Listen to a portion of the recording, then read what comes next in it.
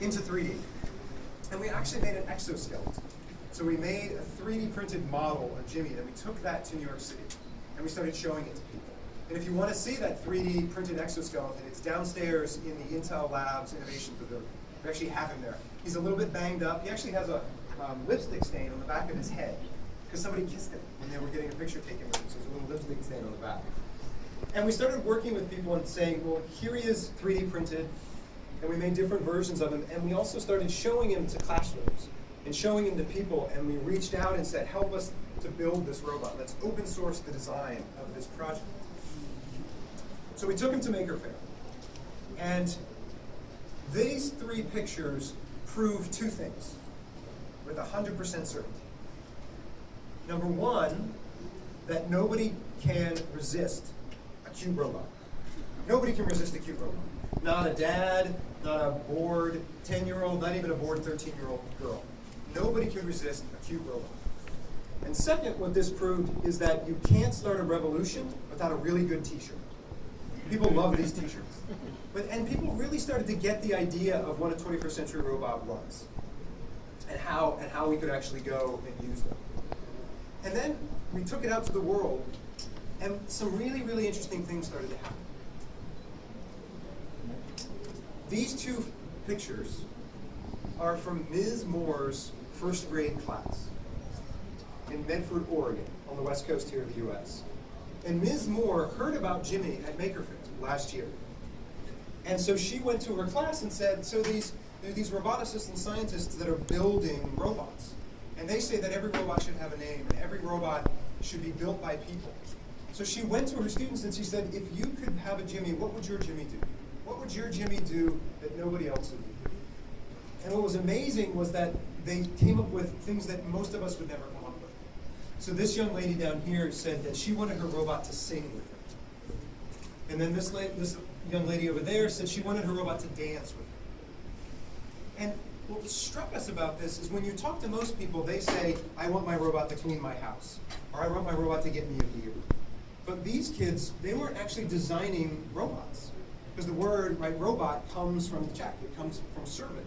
But they weren't designing servants at all, they were designing friends.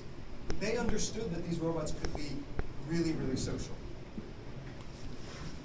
So then we went out and we started designing the robots and saying, how can we we started working with Olin College for Engineering, we started working with different schools and different makers, taking these 3D printed pieces and turning them into actual robots. So here's one of the early versions of Jimmy, and you can begin to see we started filling the exoskeleton, keeping the character of Jimmy, keeping the science fiction-based character of Jimmy, but starting to make him work. And so, I wanted to introduce you to Jimmy. We ended up working with a company called Trosson Robotics. This is Andrew Alter. Andrew is the principal engineer at Trosson Robotics, and together we ended up making Jimmy. So he is an open source 3D printable robot. We're going to have the robot walk around now, and I can tell you when the robot starts walking around, you will not pay attention to me at all. So let's walk him around a little bit.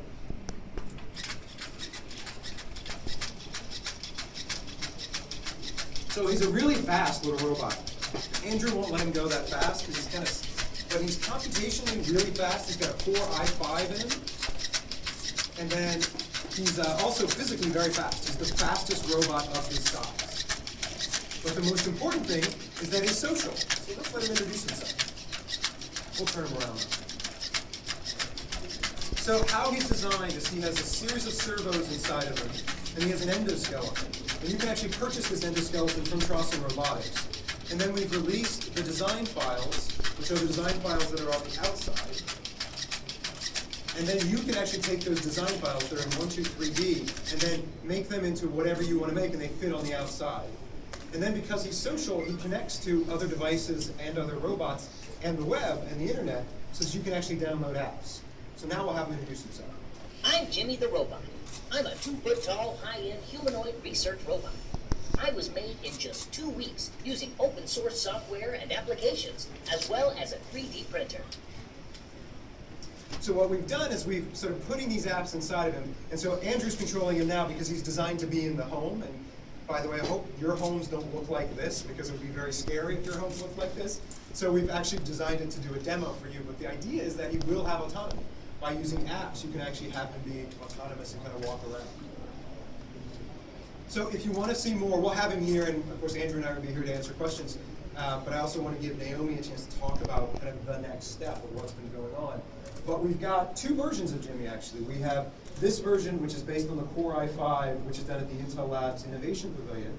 And then we're just demoing today, we have an Intel Edison version.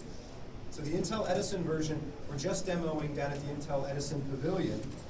This version that you have, again, you can now buy both of them. The version that's based off the Core i5, this version was really designed for research and for corporations. It's very fast. This costs These are not the droids you're looking for. He costs $16,000. So he's kind of expensive, but he's really fast. We've got some innovation, education and corporate people who are really interested in it. But the Intel Edison version is $1,600. So going from the Core i5 to the Intel Edison allowed us a 10x cost reduction. And that's the idea. We want to actually get these kits to the point where they cost almost as much as a smartphone. Because our goal is to be able to get this platform into the hands of other people. What people ask me all the time is, what does Jimmy do? What should a 21st century robot do? And what we tell them is, we don't know. That's why he's open source. That's why he's based on apps. Is that what Andrew and Trauson and myself have been working on for so long is to lower the bar so that more people can imagine and design their own robots. That you don't have to worry about designing the endoskeleton. You can just buy a kit and put it together. You don't have to worry about designing the outside. You have those files already, and they're free and open source, and you can design them and print them out and put them on. And also, you don't have to have a PhD in robotics. You can be an undergraduate at Stanford and actually start programming the robot to do really unique things that nobody's ever thought of. And that was the goal. So now I'm going to bring up Naomi. And Naomi is, like I said, an undergraduate student at Stanford, and she has been at Intel being an intern.